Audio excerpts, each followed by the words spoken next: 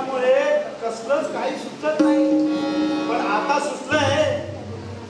माझी Champa, I love you, I love you माझी जान.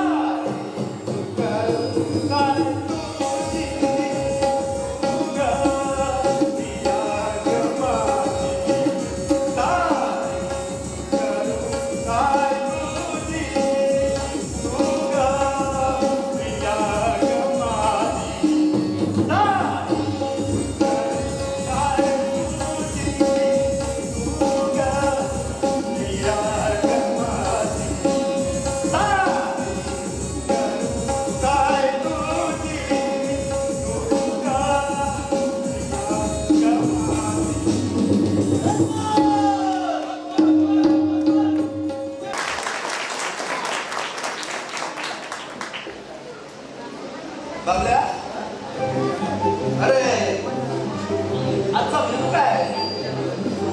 आज गुरुवार, डाळ भात आणि शेवग्याची भाजी आणि गोडीला खीर असणार.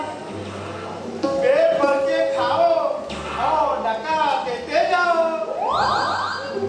अरे मला यातलं काहीच आवडत नाही. माहिती आहे ना तुला? तसा माझ्यासाठी अंड्याचा आमलेट कर. भूक लागली मला. हो, पण आज गुरुवार उपवास नाही का? अरे झक मारत गेले तुझ्या चौकात. चल जा आणि माझ्यासाठी आमलेट कर. लवकरात लवकर यायचं. बरं, आमलेट तर अंड्याचंच करतात ना. बरं, सिंगल करू की डबल करू? डबलच मारून देतो. ठीक आहे, सांगतो ताई ना. यंगास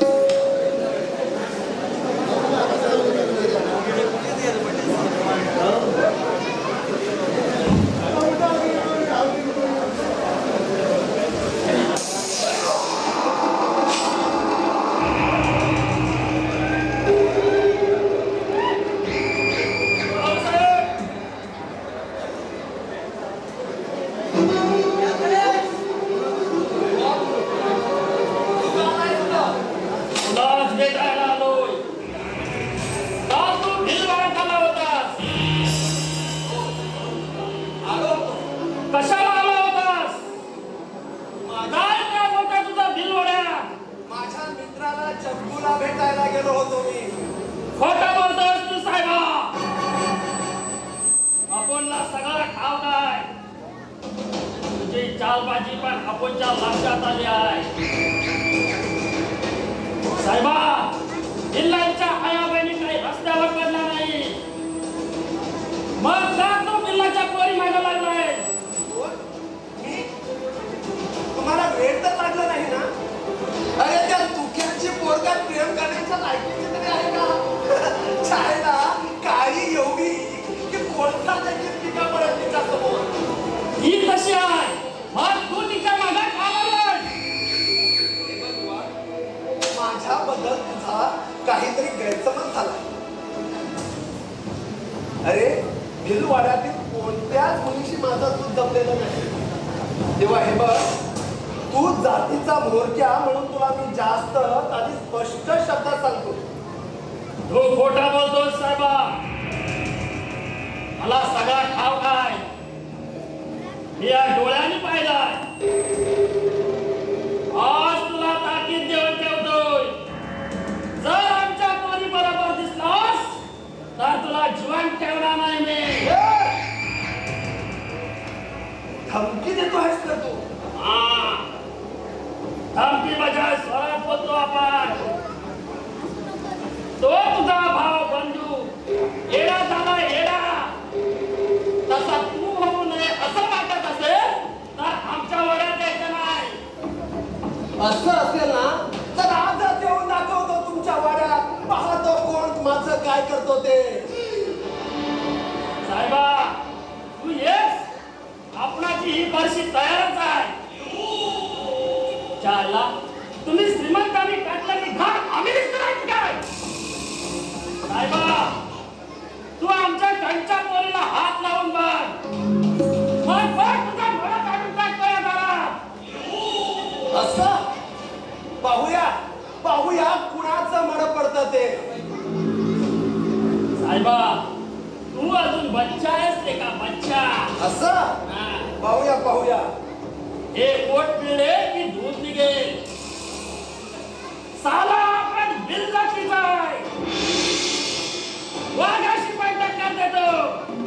चाले जा. तो तर साला बिल्ले आहे बिल्ले. आणि तुला मुलगा किती साऱ्या लागणार? साहेबा, जीव प्यारा असेल तर भिलवाड्यात काय ठेवू नकोस. साला तू दादासाहेबांचा भाऊ म्हणून समजावून सांगतो. जर तू दादासाहेबांचा भाऊ नसतास तर यावेळेला स्मशान घाट लावला असता तुला. मोठा आलाय स्मशान घाट लावला. साला पैशाच्या बोलावर त्वरित फिरवायचं आहे ना? पण दुसरा वाडा काही वाट पडला काय वा? जा, कुठं पण जा. पुन्हा आमच्या वाड्यात दिसला तर ही फाशी तुझ्या मानेवर पडलीच समज.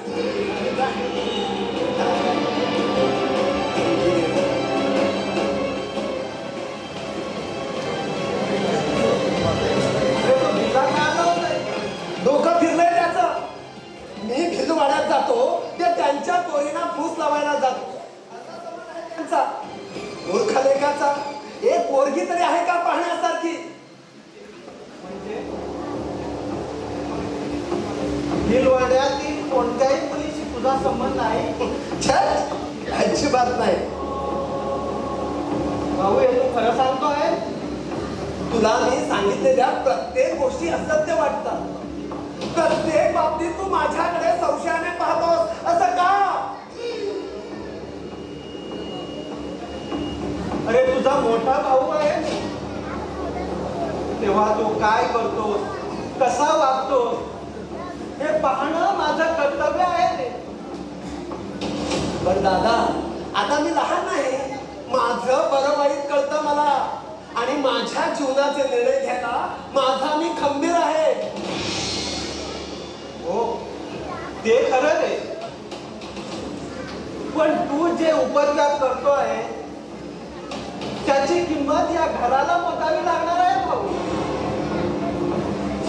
आता मला सांग, ही दीप्ती कोण, ही माधुरी कोण, अरे कविता कोण आणि ती पूजा कोण? माझ्या मैत्रिणी आहेत त्या. हा नित्या? अरे अरे गोकुळातील श्रीकृष्णाप्रमाणे करतो आहे. अरे अशा प्रत्येक मुलींना प्रेम पत्र देऊ त्यांना का बोलत आहेस तू? तुम्हाला कोणी सांगितलं हे? तुझ्या बावळटपणाने. अरे अरे तुझी ती प्रेम पत्र कपडे धुताना मिळालीत मला. भाऊ त्या मुलींना तू ज्या काही खोट्या आशा आकांक्षा दाखवित आहेस ना, अरे त्या फार फार वाईट आहे रे. आणि मुलीची जात फार भोळी असते. त्याच्या प्रियकराने साकारलेल्या प्रत्येक गोष्टीवर चटकन विश्वास बसतो. त्याचा खोटी आशा त्यांच्या मनाला झुरळला आणि शेवटी विनाश हा ठरलेलाच असतो भाऊ. काही गरज नाही म्हणण्याची, पण ही पत्र झक मारायला वाचतीच का तू? अरे दुसऱ्याची पत्र वाचू नये एवढे साधे मेहनत नाही तुम्हाला. हो, अरे काय बोलतोस तू हे?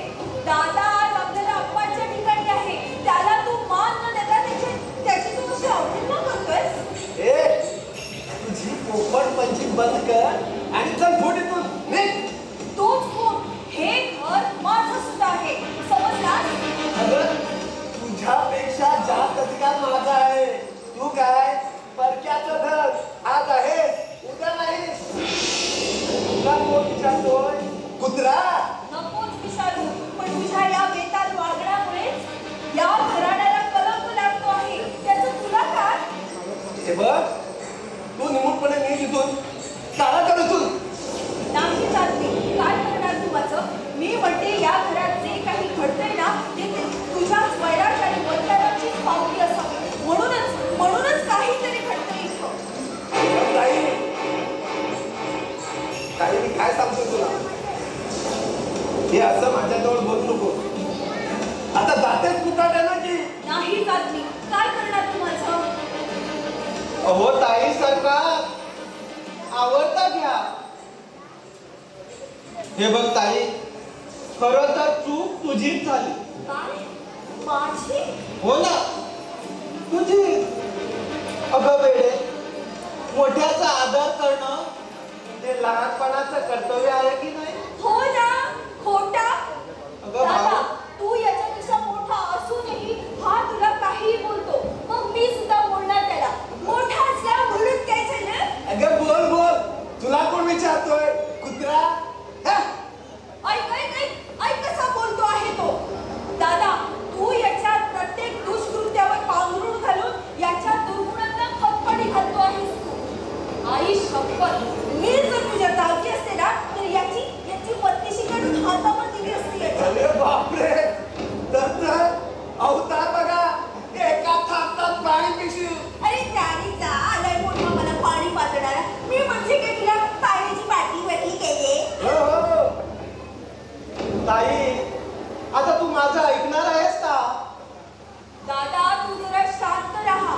याची चांगली कान उघडणी केल्याशिवाय ना हा ताळ्यावर यायचा नाही.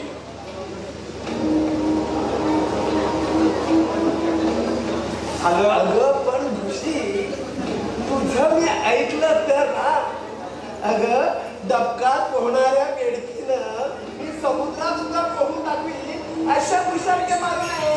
तर जा, भांडून जर दमली असेल तर आराम कर. हो, तू आराम हराम केला आहेस आमचं. एक दिवस पुण्या मुलीचा बाप तुझ्या तांबड्यात ओढील ना तेव्हा. ते पाहून घेईन मी. ताई, भाऊ, तुम्ही ना दोघं पोटभर भांडा. बाबल्या, बॅग घेऊन ये माझी. बरं ताई, भाऊ, चालू ठेवा तुम्ही.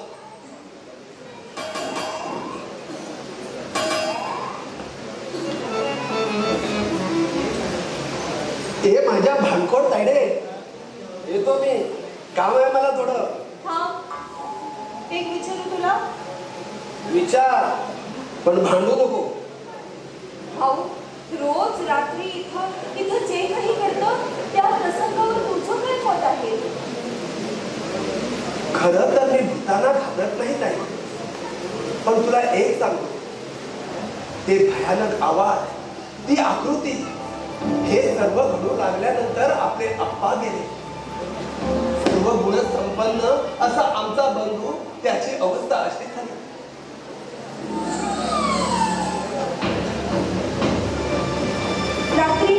रात्री बाहेर गेला होतास तू? हो, गेलो. पुणेकडे गेला होतास? अगं तुला सांगून त्याचा काही उपयोग नाही. तू एक काम कर, मला सांग, तुझा भूतावर विश्वास आहे? अप्पा आणि बंधूंची अवस्था पाहता. पण ताई, आता एखादं पिशाच माणसाला मारू शकतं का, हा प्रश्न गौण आहे. ताई, अगं या घरात भूताची निर्माण झाल्यापासून जो घाबरला तो संपला. आपली आत्या घाबरली, ती संपली. अप्पा घाबरले, ते गेले. बंधू घाबरला, त्याची अवस्था ही अशी झाली. आणि हल्ली तू घाबरू लागली आहेस. म्हणजे आता तुझा नंबर, भाऊ, त्यानंतर मी, मग बाबल्या किंवा दादा. म्हणजे कोणीतरी या घराचा उद्ध्वस्त करणार असंच दिसतंय. पण कोण करत असावं हे सर्व? तुझ्या या प्रश्नाचं उत्तर आज तरी माझ्याजवळ नाही ताई. मला फार भीती वाटते रे. भाऊ, तुला एक विचारू? माझी शपथ घेऊन खरं सांगशील? हो, सांगेन. या सर्व घटनांशी तुझा हात नाही ताई, तुझी शपथ घेऊन सांगतोय. हा गैरसमज मनातून काढून टाक. बरं, बाबल्याला चहा नाश्ता दिला? तुझ्याबद्दल तर काही कळेल असं झालं आहे मला. अगं ताई, जेव्हा कळेल ना तेव्हा तू म्हणून माझ्याजवळ माफी मागशील. समजलं ना? आता जा, चहा नाश्ता घेऊन ये. बाबल्याला घ्यायचा आहे. तू देणार? हो, बंधूला घ्यायला नको का? बाबल्याला सांगितलं पण तो आलाच नाही. हे बघ, तू देऊ नकोस. त्या खिडकीजवळ ठेव, कारण बंधू तुला एकट्याला नाही आवडणार. अगं तू घाबरू नको, मी प्रयत्न करून हे पाहतो बघ, ना. तू हट्ट धरू नकोस. त्या खिडकीजवळ चहा ठेव, दरवाजा उघडू नकोस. नाही ते बाबल्या आल्यानंतर पाहू. बरं बाई, तू सांगेल तसा करतो. नंतर झालं, चल जा घेऊन ये.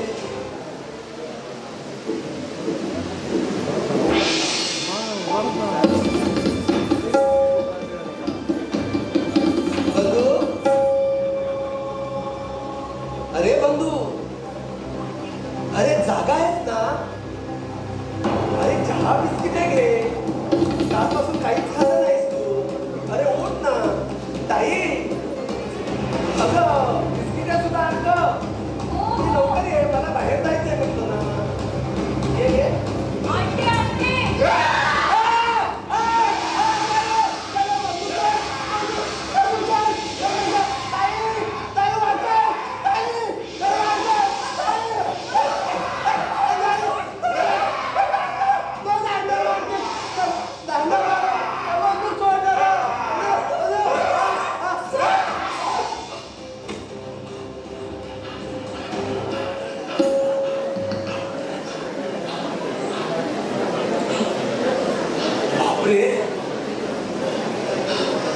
ताई, तू थोडा उशीर केला असतास ना तर मी काय वाचलो नसतो. भाऊ, तरी मी तुला सांगत होते, पण तुझा शहाणपणा ऐकायलाच तयार नाहीस. चहा दिला.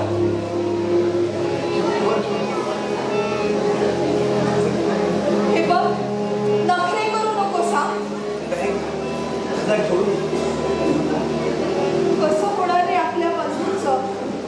सगळं ठीक होईल ताई. अगं आपण काहीच केलं नाही, मग आमचं तर वाईट कसं होणार? का अगोदर चहा घेऊन ये. हे बघ, नखरे करू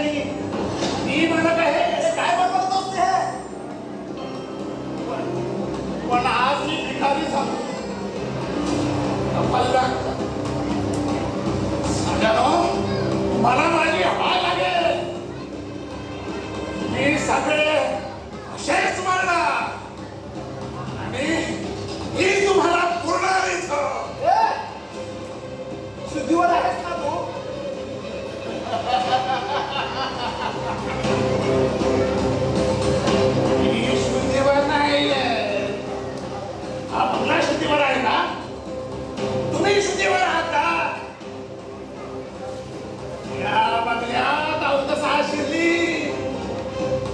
तुमचं वाटोळं केल्याशिवाय मी बाहेर जाणार नाही. हराम खोबरं हो, तुला आता हो. कालचा बोल तू. बरोबर, तू साराच्या आप्पाचा बोल.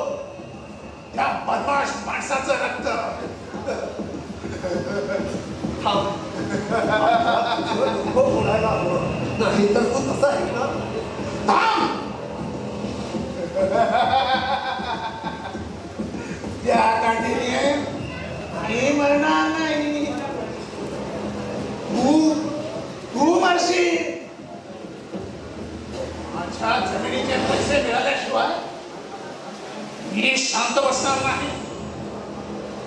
मी तुमचे हाल हाल करीन. तुमच्यावर देवस्थी करीन मी.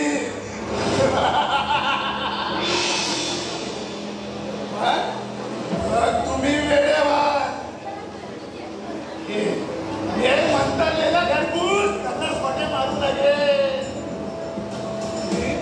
तुम्ही वणवण भटकू लागा.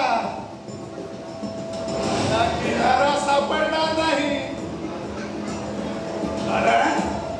कारण मी तुमचे आधार हिरावून घेणार आहे.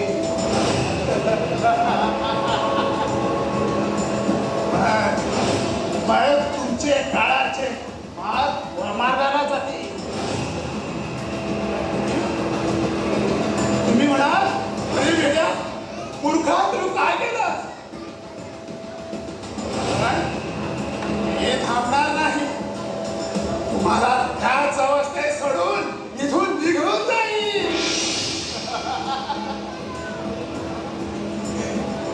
मी जरी म्हणाला पुन्हा परत ये, मी येणार नाही. मी येणारच नाही. सलामत. ठरलं. आजपासून काहीतरी घडणार इथं.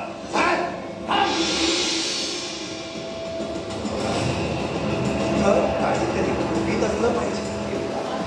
हे बाबा, तुम्ही कोण आणि काय हवंय तुम्हाला? मी या जागेचा मालक.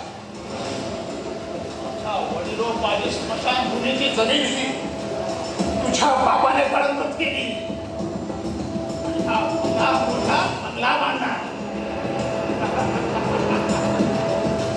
पण किती दिवस जिवंत राहिला.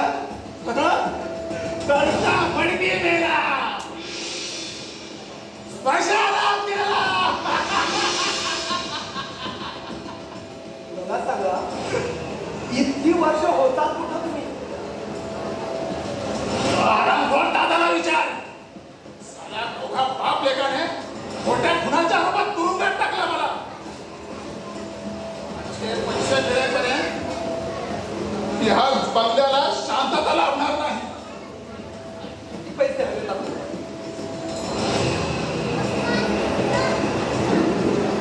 20,000 रुपये द्या मला. दादाला सांगून व्यवस्था करतो मी पैशाची. कोण दादा?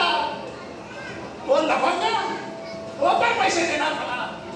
एक नंबरचा टँकिस माणूस आहे तो. अरे मी आम्ही घेतली तर फक्त मला सांगा, या बंगल्यात जे घडतंय ते कशामुळे आणि त्याचा सूत्रधार कोण? नाही सांगणार. कधीच नाही सांगणार. आणि पैसे हातात दिले तर आता देतोस? दे. पुस्तक दिलं आता सांगतो. पण पहिले पैसे.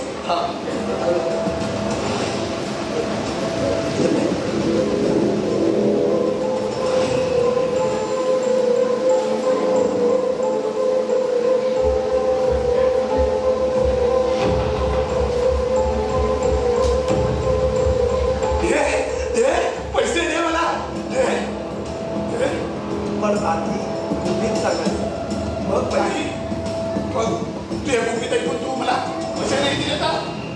आधी पैसे दाखव. हो